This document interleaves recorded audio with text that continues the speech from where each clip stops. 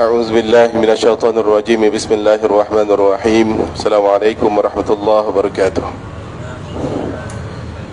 إلى حضرة النبي المصطفى رسول الله صلى الله عليه وسلم وإلى أزواجه وذرياته وأصحابه وتابع التابعين إلى يوم الدين. شأن الله لهم الفاتحة. أعوذ بالله من الشيطان الرجيم. بسم الله الرحمن الرحيم. الحمد لله رب العالمين الرحمن الرحيم مالك يوم الدين. إياك نعبد وإياك نستعين. اهدنا الصراط المستقيم صراط الذين أنعمت عليهم غير المغضوب عليهم ولا الضالين آمين. ثم الأرواح القبور من المؤمنين والمؤمنات والمسلمين والمسلمات من مشارق الأرض ومغاربها، خصوصا إلى أرواح آبائنا وأمهاتنا ومشايخنا وأساتذتنا وجميع حقوق علينا أجمعين. شأن الله لهم الفاتحة. أعوذ بالله من الشيطان الرجيم. بسم الله الرحمن الرحيم. الحمد لله رب العالمين الرحمن الرحيم مالك يوم الدين. إياك نعبد وإياك نستعين. اهدنا الصراط المستقيم صراط الذين أنعمت عليهم غير المغضوب عليهم ولا الضالين آمين. وخصوصا إلى هذا المجلس الفاتحة. أعوذ بالله من الشيطان الرجيم. بسم الله الرحمن الرحيم. الحمد لله رب العالمين الرحمن الرحيم مالك يوم الدين. إياك نعبد وإياك نستعين. اهدنا الصراط المستقيم صراط الذين أنعمت عليهم غير المغضوب عليهم ولا الضالين آمين. إن الحمد لله نحمده ونستعين به ونستهديه ونستغفره ونعوذ بالله من شرور أنفسنا ومن سيئات أعمالنا. من يهد الله فلا مضل له، من يضلل فلا هادي له. أشهد أن لا إله إلا الله وأشهد أن محمدا عبده ورسوله. Al-Mukarramun, tuan-tuan guru, para alim ulama, para asatizah, imam, tuan-tuan Bilal, sekaligus jemaah sidang Jumaat kita yang insya-Allah dirahmati Allah sekalian. Syukur Alhamdulillah pada siang hari ini Allah memberikan perkenan sekali lagi kepada kita semua untuk dapat kita bertatap muka, bersatu hati, bersilaturahim, duduk ramai-ramai kita sekejap untuk kita zahirkan rasa syukur pada Allah Subhanahu wa taala di atas sehari lagi kesempatan untuk kita mengumpulkan bekalan-bekalan yang baik, amalan-amalan yang saleh sebelum kita tinggalkan dunia ini untuk selama-lamanya. Selawat serta salam kita panjatkan ke atas junjungan Nabi besar Muhammad sallallahu alaihi wasallam, khatimul anbiya, khatimul mursalin, penghulu segala nabi, nabi yang sangat kasih kepada kita umatnya. So sebagai umat Muhammad sallallahu alaihi wasallam yang baik, buktikanlah kalau kita pun sayang sangat pada Rasulullah sallallahu alaihi wasallam. Rasulullah pernah memberikan kepada kita tips ataupun apa kita panggil shortcut, bypass, untuk cara mudah menuju ke syurga Allah Subhanahu wa taala. Ya, punya sayang Rasulullah pada kita itu untuk dapat masuk syurga, salah satu syaratnya itu apa? Ya pasti dengan syafaat Rasulullah sallallahu alaihi wasallam. Apalagi kita ini yang tahu ya, amalnya itu mungkin kurang banyak, tetapi kelalaian ataupun kemaksiatan itu banyak, lagilah kita perlukan syafaat Nabi itu. So Rasulullah sallallahu alaihi wasallam bersabda, memberitahu kita syaratnya itu apa? Rasulullah bersabda, inna awlan nas bi syafaati yaumal qiyamah aktsaruhum alayya salatan. Atau kama qala, sesungguhnya yang paling utama untuk mendapatkan syafaatku itu nanti pada hari kiamat adalah aktsaruhum alayya salatan, yang paling banyak di antara mereka yang berselawat ke atasku. Itu kata Rasulullah sallallahu alaihi wasallam. Jadi tuan-tuan sekalian, kalau sudah seperti itulah apa yang disampaikan oleh Rasulullah sallallahu alaihi wasallam, selawat ini bukan lagi pilihan ataupun waktu kosong kita baru nak selawat ke atas Nabi, waktu teringat baru nak selawat ke atas Nabi, tak ada. Itu kena kita program betul-betul, kena masukkan dalam jadual harian kita, dan kita wajibkan atas diri kita, ya, bukan sebatas kita, ahli keluarga kita pun begitu juga. Seboleh mungkin, seramai mungkin kita ajak untuk mencintai Rasulullah sallallahu alaihi wasallam dengan salah satu jalur yang mudah, cara yang mudah, yakni selawat ke atas Rasulullah sallallahu alaihi wasallam. Itu dia, ya. Jadi tuan-tuan yang dirahmati oleh Allah sekalian, ini bukan benda yang susah. Modalnya itu tidak keras, modalnya itu tidak mahal. Allah pun dah bagi kepada kita lisan, dah bagi kepada kita mulut yang tak boleh kita cabut, tak boleh kita nak tinggal kat mana-mana. Jadi sangat melampau lah kalau dalam keseharian kita sangat kurang selawat ke atas Nabi SAW. Tapi tuan-tuan sekalian, itu sebagai iftitah, kalam pembuka. So pertemuan kita hari ini, kita nak bicara soal yang setiap minggu pun kita dengar juga. Setiap minggu kita dapatkan nasihat itu daripada Tuan Khatib di atas mimbar. Yang ini berkaitan taqwa. Kenapa nak cakap pasal taqwa ini lagi dan juga lagi?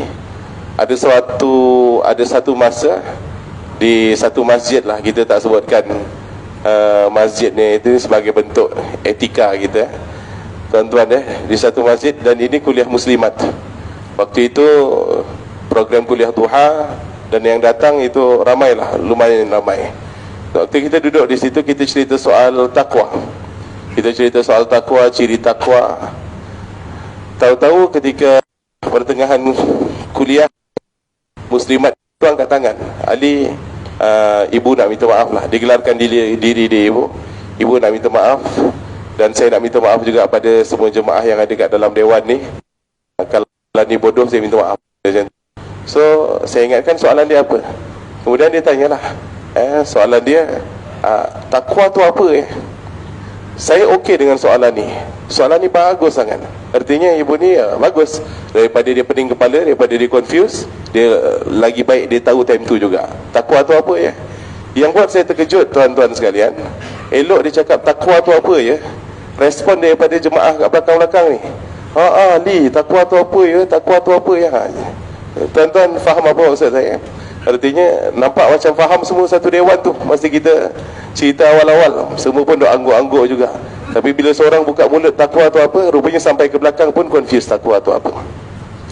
Definisi takwa ni, tuan-tuan, sekejap lagi, 2 bulan lebih lagi, insyaAllah kita akan masuk bulan suci Ramadan. Amin ya rabbal alamin. Tuan-tuan ya, seandainya kita masuk bulan suci Ramadan itu, definisi takwa itu banyak. Nanti akan ada ustaz-ustaz cerita soal apa yang disampaikan oleh Sayyidina Umar, apa yang disampaikan oleh Sayyidina Ali, apa yang disampaikan ulama itu, ulama ini. Tapi yang paling mudah untuk kita tahu dan kita boleh sampaikan, yakni perenggan awal daripada khutbah Jumaat. Apa dia? Melaksanakan apa yang Allah perintah dan meninggalkan apa yang Allah larang. Itu maksud takwa. Takut ke Allah tu macam mana? Kan orang kata takwa tu apa? Takut tu macam mana? Buat apa yang Allah perintah, tinggal apa yang Allah larang. Jadi itu harus kita pegang betul. Dan ini kita panjangkan. Putra puteri kita kena tahu, ya, kakak adik kita kena tahu, orang rumah kita kena tahu. Sebab realitinya yang bertanya itu pun masih confused. Tuan-tuan, dia ibu itu, dia mantan guru besar sekolah, satu sekolah di Subang Jaya sana.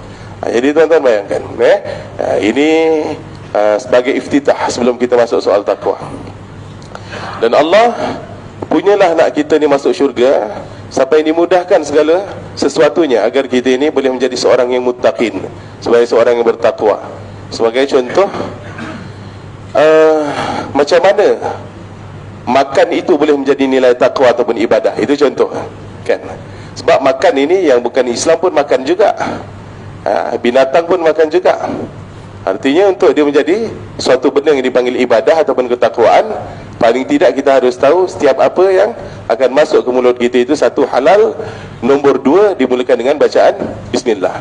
Itu kan begitu, kan? Berapa juta orang yang makan tadi sebelum Jumaat, lepas ni lepas Jumaat, dan berapa ramai di antara kita tak kisah pun kalau terlepas baca Bismillah.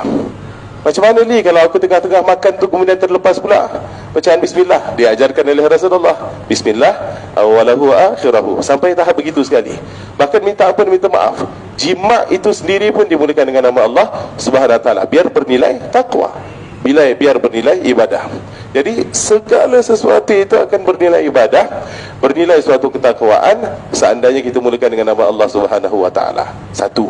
Nombor 2, tuan-tuan, perhatikan betapa seriusnya Allah untuk mereka-mereka yang berusaha menjadi seorang yang muttaqin. Sampai hadiah yang nak dihadiahkan kepada kita itu bukan main-main. Dia bukan kaleng-kaleng punya hadiah. Susah tuan-tuan nak dapatkan benda yang seserius ini, melainkan pencipta kita yang nak bagi pada kita.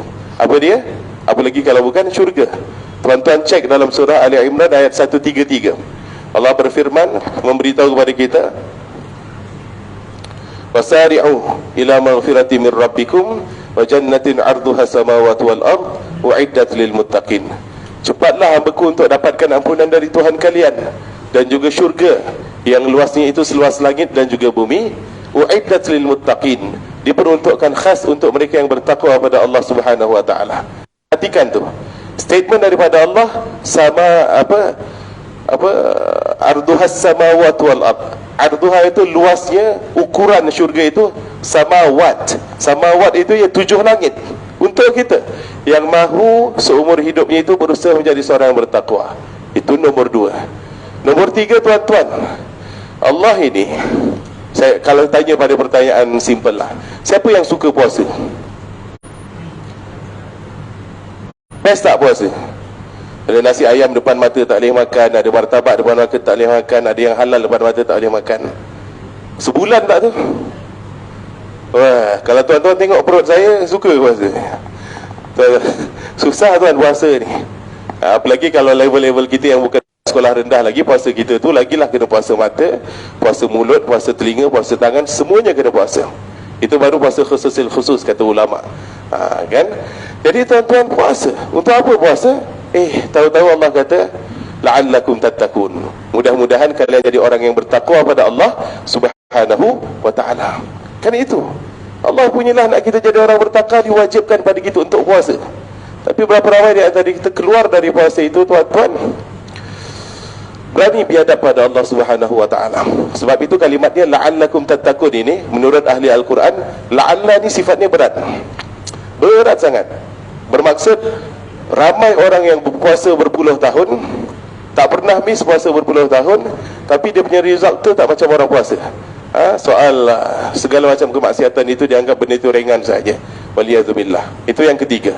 Yang keempat ini kita anggap ajaib. Yang keempat ini, Allah nak kita jadi seorang yang muttaqin, tak nak kita ni confused jadi orang bertakwa tu macam mana caranya, macam mana nak jadi orang bertakwa ini. Semudah tuan-tuan buka Al-Quran pada muka surat yang kedua je, Al-Fatihah. Yang kedua tu adalah suratul Baqarah. Suratul Baqarah ayat 1 sampai 5 penuh akan ciri mereka yang bertakwa pada Allah SWT. Kenapa saya kata ajaib? Kalau kita tanya satu persatu dalam Dewan Salat kita, berapa ramai yang di antara kita hafal Al-Quran? Saya fikir tak ramai. Daripada 30 juzuk tu, jumlah kita yang hadir berapa? Katalah 1,000 orang, boleh kata 1% saja yang hafal Al-Quran daripada 1,000 orang itu. 20 juzuk pun saya anggap 1% juga. Kan begitu? 10 juzuk pun saya anggap 1% juga. Kalau 1 juzuk, 2 juzuk tu boleh rali, kita gabungkan Al-Mulk, gabungkan Waqi'ah, gabungkan Sajdah, gabungkan Yasin tu bolehlah, capailah dalam 2 juzuk sekali dengan juz Ammah. Tapi kalau kita tanya, mana ada orang yang tak hafal Al-Baqarah 1 sampai 5? Potong telinga ni kalau tak hafal Al-Baqarah 1 sampai 5. Tipulah. Sebab kat Malaysia ni senang sangat kita boleh baca Al-Baqarah 1 sampai 5 tu. Al-Ma'thurat pagi petang kita jumpa, tahlil kita jumpa yang namanya Al-Baqarah 1 sampai 5. Buka Al-Quran pun satu muka surat kedua je, bukan surat 20 ke 200 ke 300 ke, tak ada.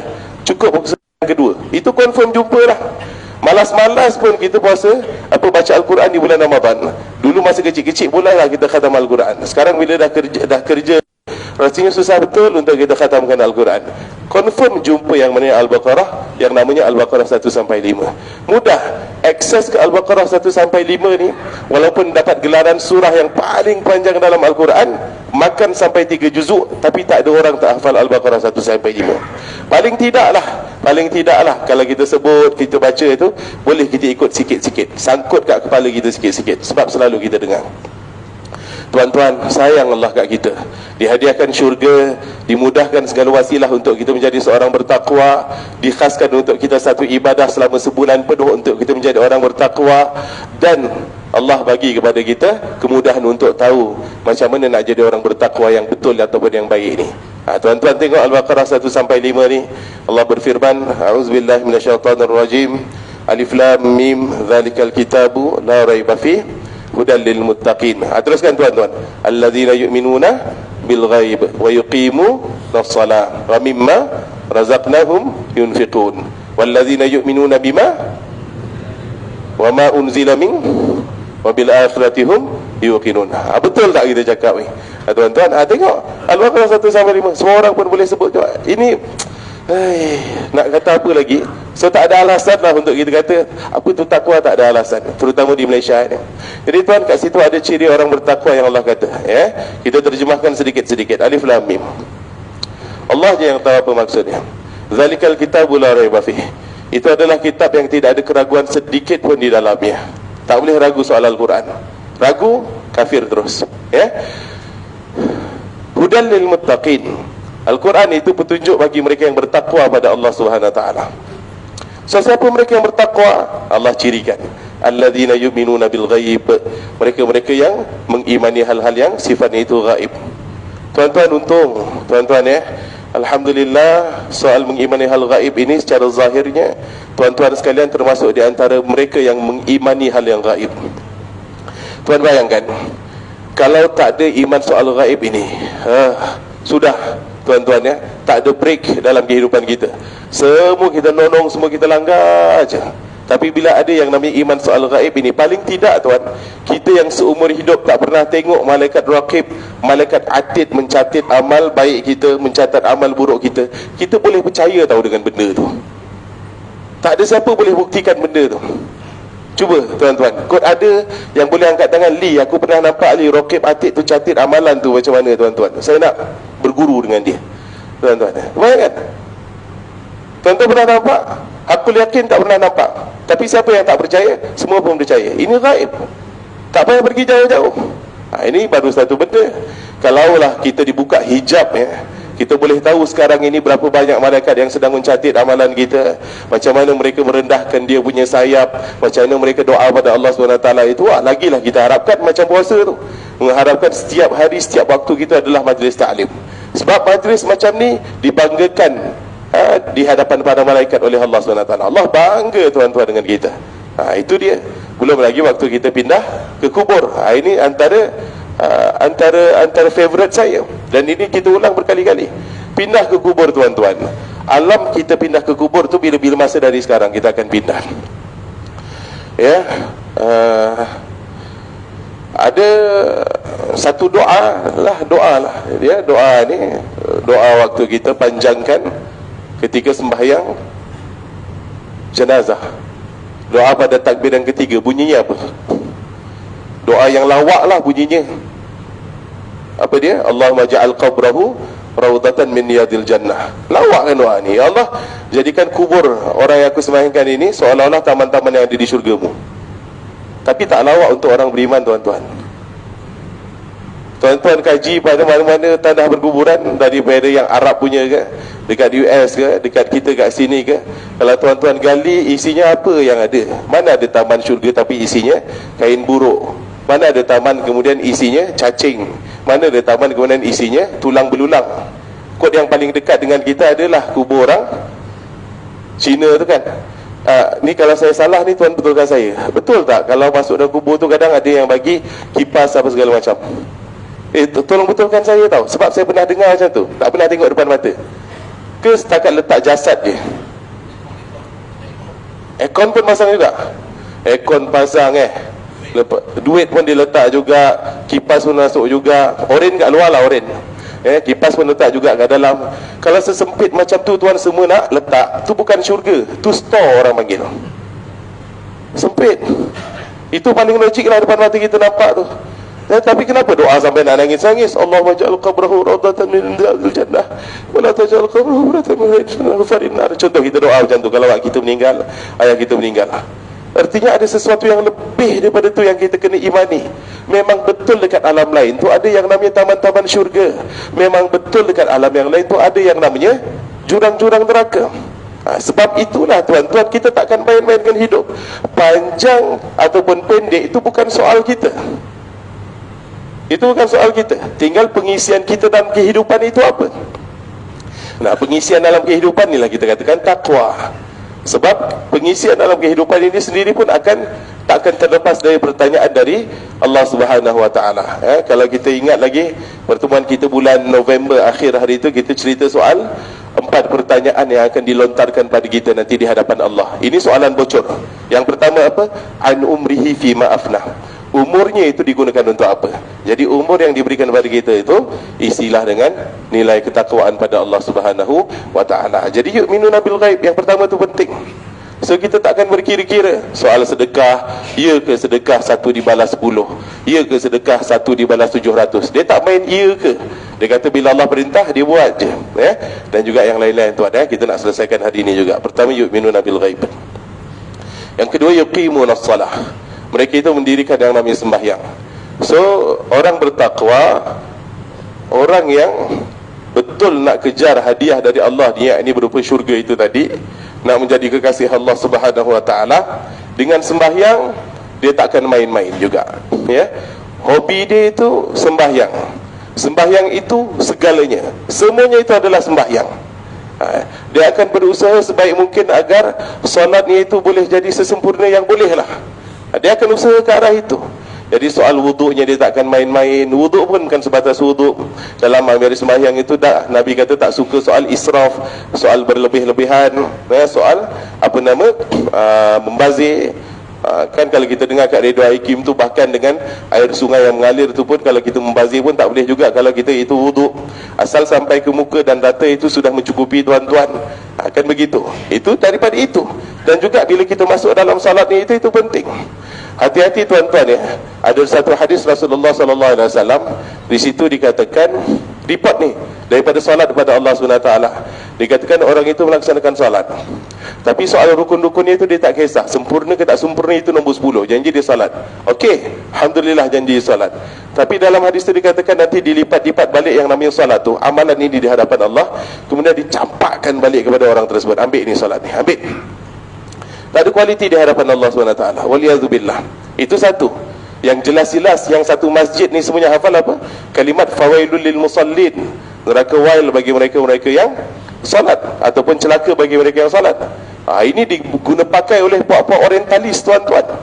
Ada orang kata cuba tengok tu, korang sembahyang pun tak guna juga. Sebab sembahyang pun masuk neraka wail. Sembahyang pun Allah kata neraka. Dia tak baca habis lagi. Alladzina hum an salatihim sahun. Lalai. Solat macam tak solat. Cinta pada maksiat, cinta pada benda yang tak elok, okey saja dengan benda yang tak baik, solat. Kemudian alladzina hum yuraun. Solat ni tu hanya untuk dipertontonkan kepada orang. Yuraun, riak tuan-tuan, ya. Waliyadzubillah. Jadi kita perbaiki solat kita tuan-tuan. Solat itu adalah segalanya tuan. Dan salat ini tuan, antara jaminan yang Allah berikan pada kita. Allah tu tak akan pernah salah, Allah tak akan pernah bohong. Kita yang main-main. Allah kata apa? Inna salata tanha 'anil fahsya'i wal munkar. Itu antara yang menarik. Sesungguhnya wahai yang bagus, salat yang baik itu adalah menghalang kalian daripada perbuatan keji dan juga mungkar. Sekarang saya terpaksa tutup, tak dapat nak habis juga. 1:22 kita punya zuhur. Berapa minit ni Ustaz? 4, 3. Saya nak tutup dengan satu statistik. Statistik pun dah pasti dah. Pernah kita baca atas kita punya mimbar, tapi statistik tahun 2000, awal 2000 dulu. Yang latest yang saya tengok, ni bukan yang paling latest. Yang paling latest katanya ada. Saya tengok dari portal berita harian 2013, 2014, 2013 bawa ke 2016. Cerita pasal apa? Cerita pasal orang yang pergi ke JPN mendaftarkan anak mereka anak tak sah taraf. Jumlahnya tuan-tuan sampai 160,000 orang. Tuan-tuan boleh buktikan omongan saya, bicara saya ini, tuan-tuan cari dekat portal berita harian itu. Yang menariknya, dia tulis, ada artikel kat situ, dia kata apa? Tak ada pun kaum Cina ataupun kaum India yang pergi ke JPN mendaftarkan anak mereka anak luar nikah ataupun tak sah taraf. Artinya 160,000 itu semua adalah anak-anak kita, orang-orang kita.